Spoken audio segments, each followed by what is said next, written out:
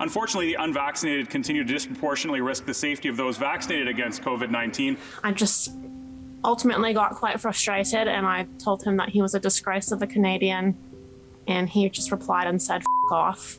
I want to apologize to the person that I offended and anybody else that I let down. I realize that the past 2 years have been really difficult for a lot of people, but my conduct was unacceptable. We have an obligation to disagree while being disagreeable, and in that regard, I failed. Thank you, Mr. Speaker. Just very blunt words that he's used, but that's how we've been treated for the past 2 years. Lincoln J for Rebel News, bringing you a story that may or may not shock you, depending on how closely you've been following our politicians here in Canada handle the COVID hysteria over the last 2 years.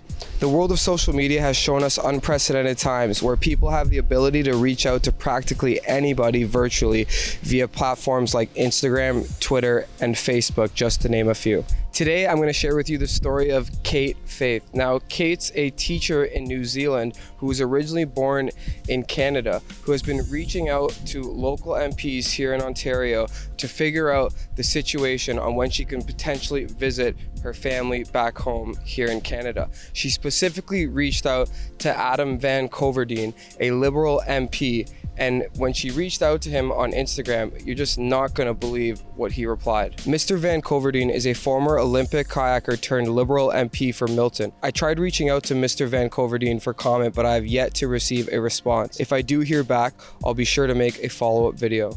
I had the chance to speak with Kate regarding the interaction on social media.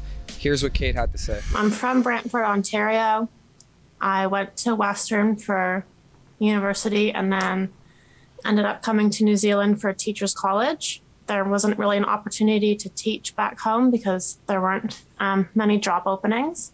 So I just stayed here and started teaching here and got offered a permanent job right away. And I just thought it was a sweet deal because I could fly home whenever I wanted to see family. And it didn't really seem like there was much of a separation. So I've been teaching here for 6 years, primary and intermediate school. And then obviously when COVID happened, all the borders shut and I just haven't seen my family for 2.5 years now. So it's been a bit tricky coping with all of the challenges that have arisen. And, you know, for example, I missed my papa's funeral and had to say goodbye on FaceTime, and I had to get married without my parents here last year because they weren't allowed to travel to come and see me. And yeah, just obviously with my teaching job. And yeah, it's just been an ongoing kind of series of struggles lately. Can you just kind of break down and just describe to the viewers what happened with this series of messages between you and the MP? So I had been calling and emailing Liberal and NDP offices frequently, and nobody was replying to me at all. Most of them weren't even in their offices. They were working from home and just not replying. So I messaged Adam on Instagram and just introduced myself and said what was happening in my life and why I was frustrated.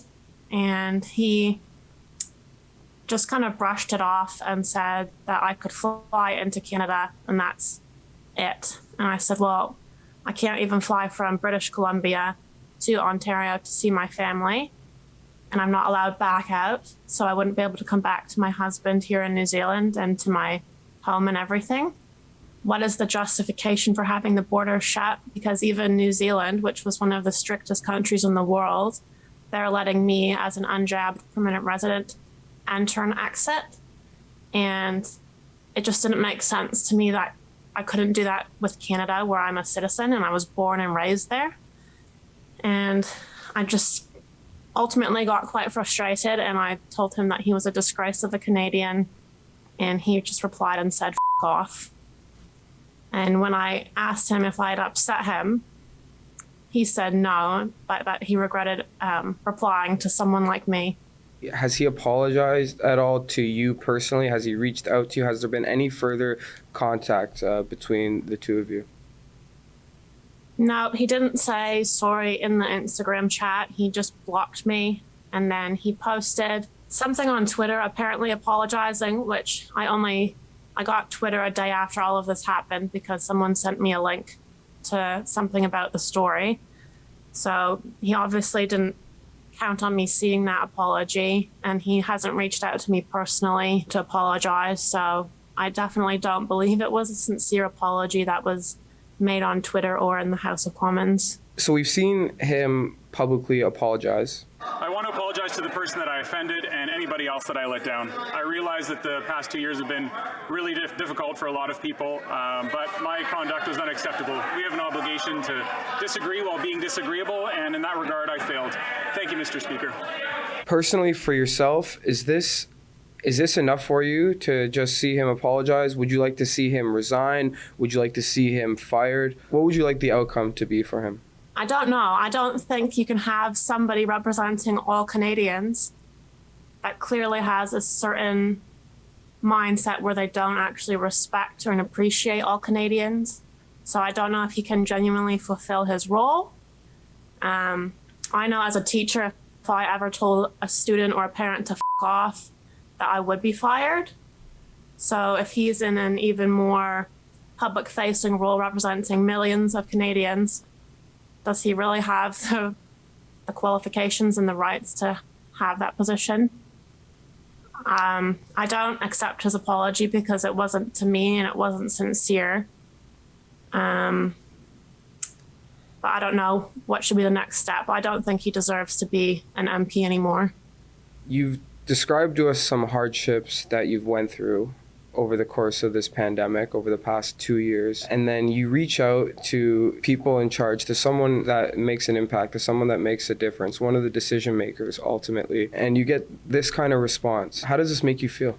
I feel like it's kind of to be expected, to be honest. Like, that's basically just very blunt words that he's used, but that's how we've been treated for the past 2 years. Like, every time we have gone to a doctor and made our point of view clear, or, stood up for our bodily autonomy when it comes to our profession, this is what they've been saying, but in more polite ways. But it is quite disheartening. Like, he was an Olympian, and you tend to think of athletes and people that represent Canada as people that are actually accepting of people who have bodily autonomy and want to look after their bodies in a certain way, because Olympians do tend to have their own kind of routines and things that they do with their bodies. And I guess I reached out to him because I thought he was a bit of a younger politician and he might actually respect my point of view and reply to me and have a conversation. That's clearly not the case, and he just obviously doesn't have respect for other people's decisions when it comes to their bodies. Hey guys, if you want to support our independent journalism, if you like the coverage we've been giving you, please head on over to rebelinvestigates.com. If you appreciate what we're doing, consider making a donation. Thanks, guys.